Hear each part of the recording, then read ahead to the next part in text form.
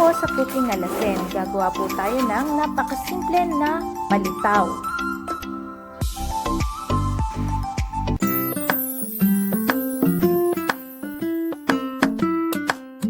Ito po ang mga kakailanganin nating mga sangkap.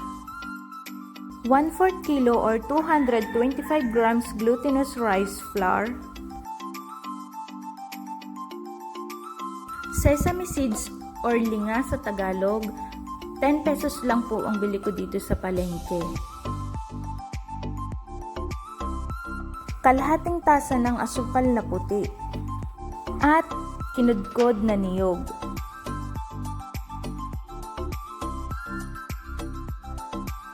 Una po, gagawin po muna nating dough ang ating giniling na malagkit. Sa 1/4 kilo ho ng malagkit, maglalagay po tayo ng 1 tasa ng tubig. Pero paunti-unti lang po yung paglalagay natin ng tubig para madali lang po siyang mahalo. Habang ako ho'y naghahalo din ako muna ay magpapasalamat sa mga nanonood at sa mga nag-subscribe po sa channel ko. Maraming salamat po sa inyo. Sana isuportahan niyo po ako. Palagi po kayong manood ng aking mga video. At marami pa po akong i-share sa inyo ng mga budget-friendly na recipe. Mura na masarap pa. Kaya maraming salamat po ulit sa inyo.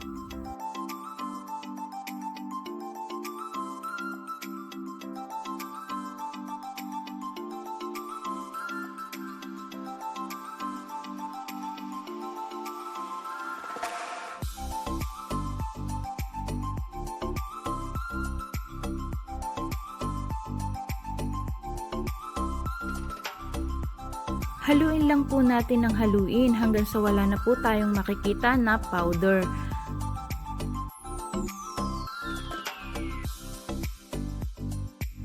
Kapag ganito na po siya na dough, ire-rest po muna natin siya ng 5 minutes para ma-absorb po ng malagkit yung ating tubig na inilagay. Habang nakarest po tayo po ay magsasangag muna ng sesame seeds. Magpainit lang po tayo ng kawali at ilagay na po natin ang sesame seeds. Haluin lang po natin hanggang sa mag-golden brown ng ating sesame seeds. Kung wala naman po kayong available na sesame seeds, maaari naman po kayong gumamit ng dinurog na mani.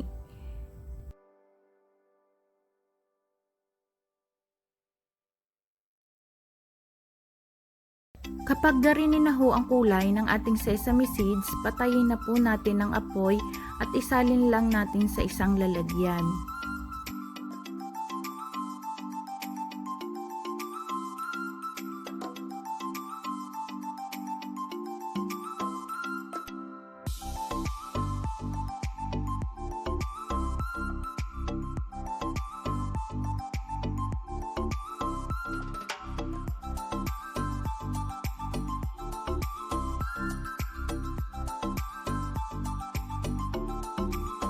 Balikan na po natin ang ating malagkit. So, magfo-form lang po tayo ng hugis oblong na flat. Ito po yung karaniwang hugis ng ating mga palitaw.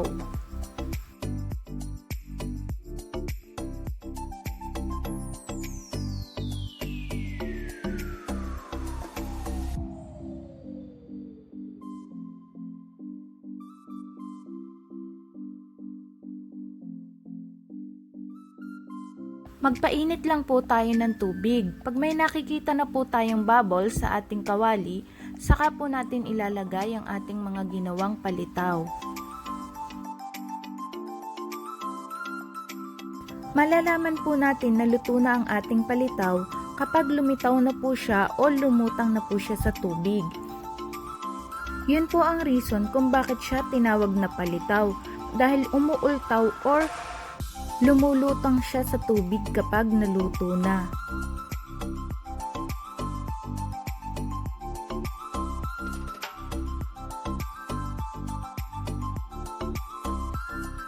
Kapag lumutang na ho aring ating palitaw, ariho ay luto na.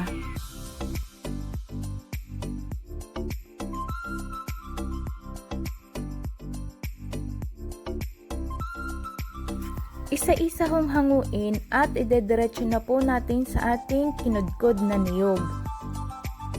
Isa nga pala ho sa problema ng ating mga magtitinda ay ang ating niyog dahil mabilis siyang mapanis. So, ang tips ko lang ho, kung gagamitin niyo ho ito sa pagtitinda, i-steam niyo po muna yung ating kinayod na niyog para hindi po agad siya mabilis masira or mapanis.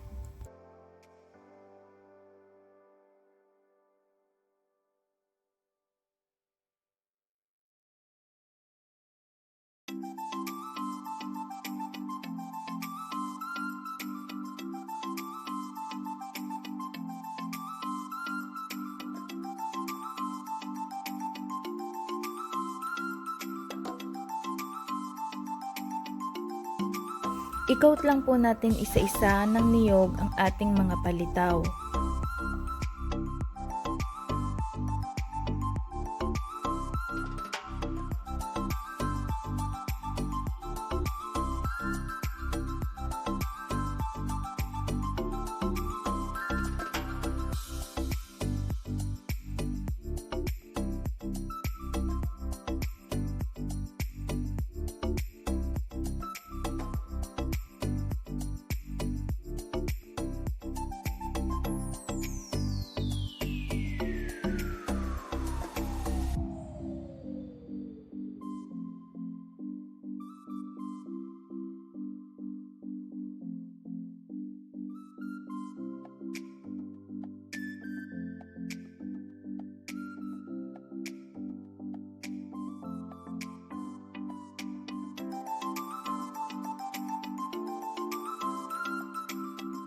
Paghahaluin lamang po natin ang ating sesame seeds at ang ating puting asukal.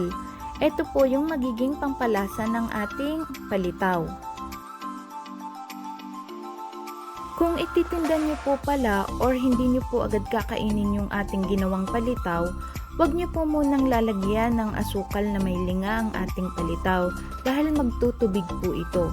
Mas maganda kung sa kanya lang siya lalagyan kung kakainin niyo na or kapag may bibili na.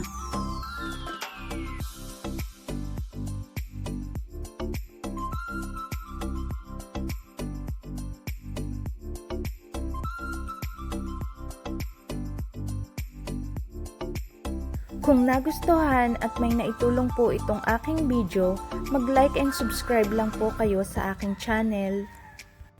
Maraming salamat po sa panonood.